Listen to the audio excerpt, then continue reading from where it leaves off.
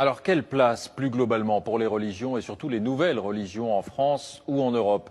Voici l'initiative de la ville de Hambourg, en Allemagne. Elle a décidé d'instaurer 3 jours fériés pour les fêtes musulmanes, 3 jours qui pourront être chômés comme pour les fêtes chrétiennes. Sur place, reportage Arnaud Boutet, Thomas Henkel. On dit de Hambourg qu'il y souffle un vent de tolérance. À la grande mosquée bleue, les fidèles confirment. Ils viennent d'obtenir des autorités municipales des jours fériés musulmans.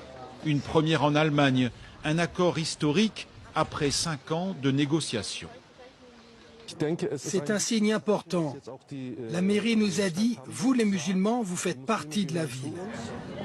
Cela va favoriser la compréhension des deux côtés, je crois.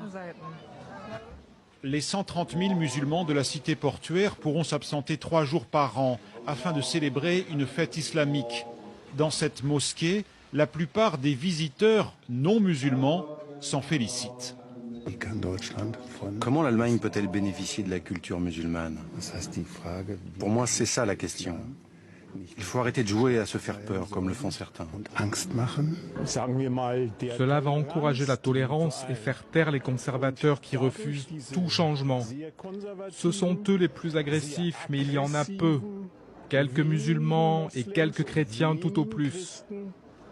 Et pour favoriser le dialogue, l'État contrôle depuis peu les cours de religion musulmane. Quels sont les 5 piliers de l'islam? Il faut aller une fois à la Mecque. Nous sommes ici dans une école publique. Je me réjouis d'apprendre qui sont les prophètes. Moi, j'apprends l'écriture arabe et je vais pouvoir lire le Coran. Le professeur et les élèves sont musulmans. Cet enseignement de la foi demeure facultatif.